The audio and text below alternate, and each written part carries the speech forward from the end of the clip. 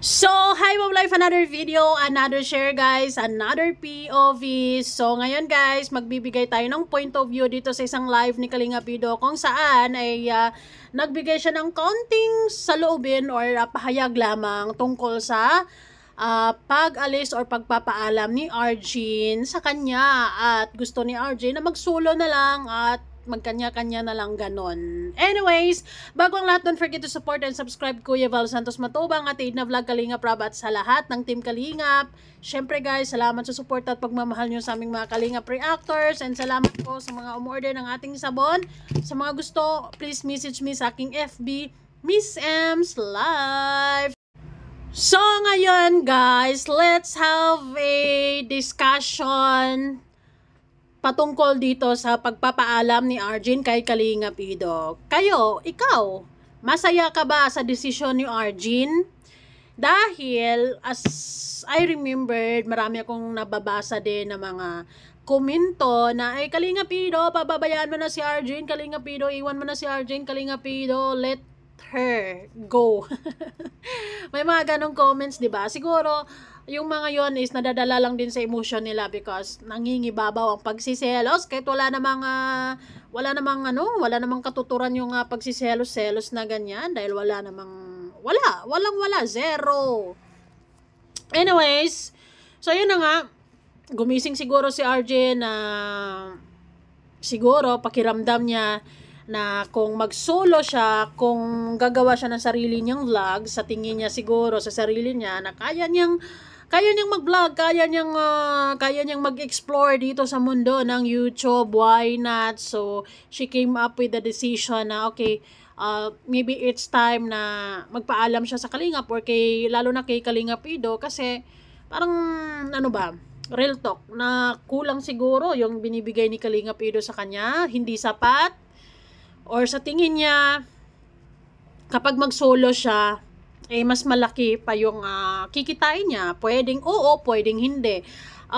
Depende kung magaling siyang magpapaikot ng mga contents niya dito sa Sokmed, since kilala naman na talaga siya dito sa buong community ng Kalingap, sigurado ako na malaki ang kikitain niya or magkakaroon siya ng views. Pero guys, kung hindi siya marunong magpapaikot ng mga bagay-bagay since nakilala siya with Kalinga Pido, na under siya sa pamamalakad or under siya sa ni Kalinga Pido channel, hindi rin kasi madaling kumita sa YouTube. Lalo na kung hindi ka consistent na mag-upload, hindi rin madaling makaipon sa YouTube. 'Di ba? Well, depende. Let's watch and learn kung anong kayang ibubuga ni Arjin dito sa mundo ng Sokmed. Maaaring kasing maging successful siya. Hindi man natin malalaman kung hindi niya susubukan. As long as alam niya sa sarili niya, kaya niyang gumawa ng contents, basta kaya mo. Basta alam mo sa sarili mo na kaya mo. Lahat magiging posible kahit isipin ng ibang imposible. So, sa decision ni Arjin ngayon, or sa decision ni Arjin ito, for sure, may mga natutuwa, may mga nalulungkot, and kung mapapansin natin kay Kalinga Pido, malungkot siya, disappointed, or pilit na lang din niyang inintindi ang decision ni Arjin. Now, let's face the reality na isa sa mga nagpapataas ng views ni Kalinga Pido ay si Arjin. Because si Arjin is kasi isa din sa mga nagpapataas ng ng views ni Arjin sa channel ni Kalinga Pido because of issues. Mainit kasi yung pangalan pag sinabing Arjin, parang yung ibang mga fans is talagang hindi maiiwasan na may kaakibat na pag-iisip ng negatibo. So, isa yun sa mga nag-i-invite ng mga viewers, isa din yun sa mga nagpapataas ng views, 'di ba? So, sa tingin nyo guys, ang tanong ngayon, dahil sinabi nga daw ni Arjin sa kanyang live kahapon, pero ngayon it's private or deleted na, nahihina daw si Kalinga Pido kapag wala siya. What do you think? Para sa akin, hindi. Kalinga Pido is Kalinga Pido. 'Di ba? Depende ang channel mo kasi, nakadepende kasi yan sa diskarte mo. Katulad ni Kalinga Prab, marami ng mga sakalam na umalis diyan, 'di ba? Dahil nawakwak. Pero nanatili pa ring on top si Kalinga Prab because of his own ways, 'di ba? Diskarte yan eh. And si Kalinga Pido, hindi lang naman si Arjun ang kanyang beneficiaries or naiba-vlog, although it's given na si Arjun ang isa sa mga pinaka malakas ang views ni Kalinga Pido kasi because of issues, 'di ba? Because dahil sa mga issues, mga bashers, and then yung iba na naiintriga na rin anong meron sa babaeng ito, bakit yung ibang mga EDSI fans ay mainit na mainit yung bangs dahil sa kanya, nagsiselos, so on and so forth. Sabi nga nila, negative or positive, it's part of publicity, 'di ba? Pag andito kasi ka sa Sokmed, lalo na pag sikat, hindi mo talaga maiiwasan na may mga bashers. And actually, ang bashers ni Arjun, wala yan sa kalahati ng bashers ni Kalinga Pido, ni Beyonce, ni Joy, ni Carla, kung sino pa man dyang sikat. Konti lang. Kaya kailangan talaga na maging matibay ka kapag andito ka sa Sokmed, 'di ba? Well, ngayong nagdesisyon siyang mag-solo na, sa tingin nyo ba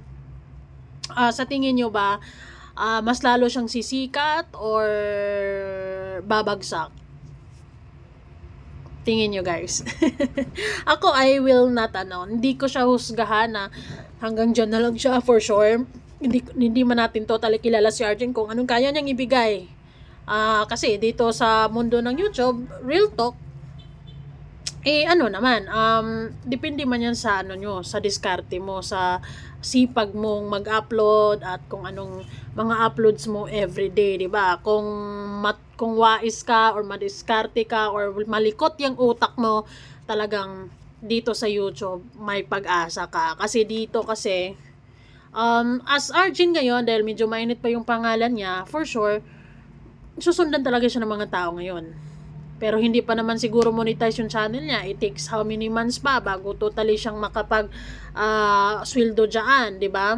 Buti kung maintain niya yung mataas na views. Syempre, kapag wala ng hindi na mainit yung pangalan niya, wala ng bashing, hindi na masyadong ma-issue, hayaan na lang siya dyan, tatahimik din yung pangalan niya, at manunood na lang talaga, kaunti na lang, or depende na lang din sa mga taga-suporta, 'di ba? Kung magaling si Arjun talagang gumawa ng content, talagang mapapaikot niya yung views niya. Talagang tataas bababa, pero hindi like totally na hindi na makaka 1K, 'di ba? Depende, naniniwala kasi ako na dito sa mundo ng YouTube, depende yan sa diskarte mo, depende yan sa likot ng isip mo kung paano mo papaikutin yung contents mo, and lalo na since kilala naman na siya, pwede talagang may pag-asa. It's mayroon high hopes for RJ na mas malaki yung kikitain niya kaysa kung under siya kay Kalinga Pido, baka nakulangan siya, or like sa tingin niya na kung siya lang, kung solo niya, mas malaki pa yung kikitain niya. Well, in fact, kaya naman malaki yung views niya kay Kalinga Pido because ang channel ni Kalinga Pido kilala, 'di ba? Kilala, at marami ng diyan solid supporters na nag-aabang sa bawat contents ni Kalinga Pido. But anyway, sa sinabi niya ang bababa or hihina daw si Kalinga Pido, I doubt it. Si Kalinga Pido, since nakita ko na madiskarte siya, magaling siya sa mga content siya, magaling siya sa ginagawa niya, seryoso siya sa ginagawa niya, buong puso niya ang ginagawa niya, or like binibigay niya yung buong puso niya sa ginagawa niyang ito, ay nako, yung views iikot-ikot lang yan, 'di ba? Ngayon, anong sabi ni Kalinga Pido? Pakinggan natin. Kasi ito. Ayan na guys. Charan! Salamat po sa mga nagpalipad. Yan. Para sa inyo po yan. Actually, medyo malungkot yung aura niya dyan. Pero nalilift up naman kasi may mga viewers na, okay, move on, diba? let it go. Hindi man natin mapipilit yung tao kung syempre hindi naman yan or hindi man siya nakakontrata kay Kalinga Pido na um, manatili siya dyan, diba? She's free actually, and ayun, sa mga taong wondering din kung matitigil ba yung issues kapag magsulo si Arjen, yes, matitigil. Kasi nagkakaroon lang naman siyang issues because of Kalinga Pido eh, 'di ba? Pero kung siya na lang, solo na lang, wala nang issues. 'Di ba? Wala nang issues, and free na siya kung ano mang gusto niyang content na gagawin, kung alam niya kung paano gumawa ng content sa tingin niya. Pwede siyang makaano talaga, pwede siyang bumuelo dito sa mundo ng YouTube. Pero since hindi pa rin siya monetize, wala pa siyang watch hours sa kanyang channel, it takes months also bago pa totally makaipon ng watch hour. Pero ngayon, since mainit siya ngayon, grab the strike while the iron is hot. Kasi for sure, every time na mag-upload siya ngayon, ay susundin pa ng mga tao, sisilipin pa rin ng mga tao kasi curious pa din kung anong ginagawa ni Arjen. Pero after months, pero sana, ma-maintain niya yung init ng mga supporters na sumusuporta sa kanya. Ma-maintain niya na mabigay niya yung mga contents na entertaining, na kung anong contents na niya, and sana yung kung anong contents na gagawin niya is mamahalin din ng mga viewers, mamahalin ng mga tao. 'Di ba? Maaring kasi magkakaroon siya ng mga bagong viewers, and ayun, depende. Depende sa sipag at diskarte sa paggagawa ng contents. Yan lang naman, 'di ba? Pero kapag once a week ka gagawa ng content, mahihirapan ka niyan sa YouTube. Pero na lang kung malaiba na ang peg mo, kahit once a month lang yan mag-YouTube, million views naman, no problem, 'di ba? Anyway, sige, pakinggan natin si Kalinga Pido. Thank you so much.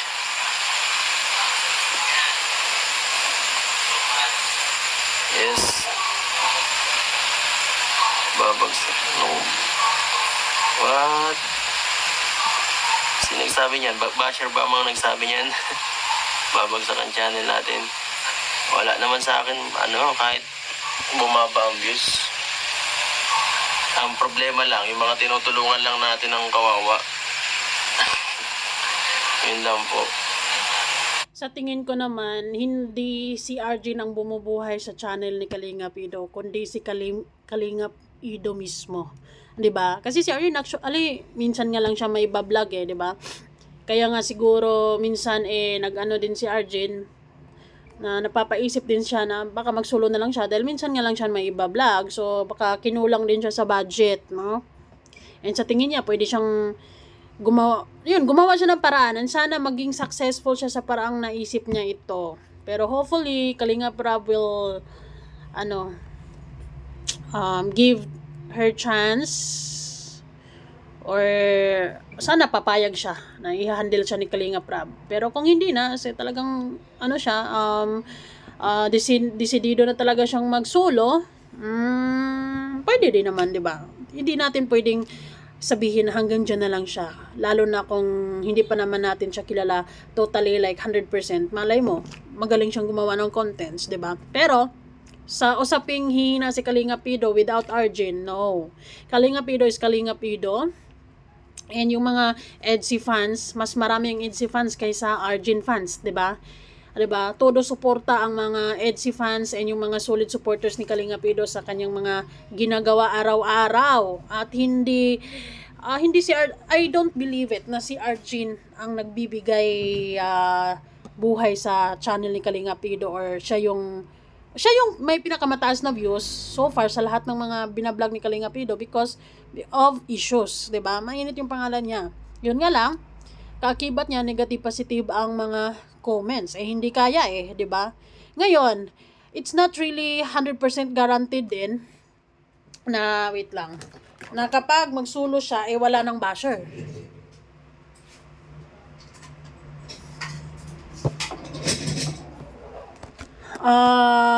Meron pa ding basher. Marami pa ding basher, 'di ba?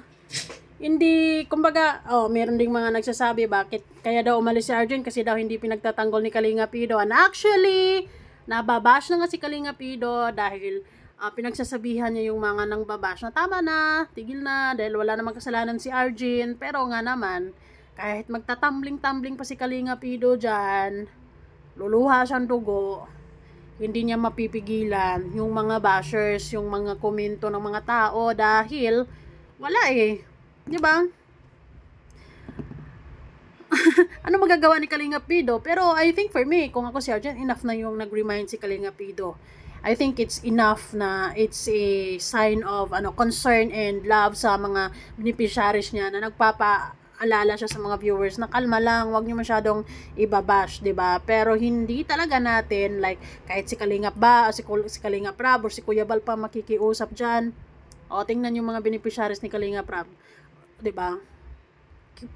Nakikiusap din sila dyan, pero wala, hindi makakaligtas. Pero, whether lang din naman kasi ang bashing, hindi naman every time, di ba? May gano'n naman. Kapag nakitaan ka lang talaga ng hindi maganda, talagang lalala ang bashing. Pero kung nakitaan ka din naman ng nag-improve ka at ginawa mo yung ay huhupa din naman ang mga bashing. Ganon lang naman yun. Wither lang. Pero hindi ako naniniwala. Nanghihina ang channel ni Kalinga Pido without Arjin. Because si Kalinga Pido naman ang gumawa ng mga contents niya. Diskarte ang nakasalalay dyan. Diba? It's not about Arjin. Masikat si Kalinga Pido kaysa kay Arjin. Masikat ang EDSI kaysa kay Arjin. Mas maraming followers or viewers ang EDSI kaysa kay Arjin. So, it doesn't matter.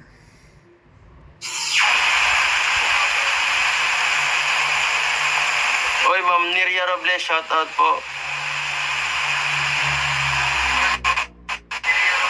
Wala po sa akin yung kahit sino pang huwag niyo pong i-bash yung mga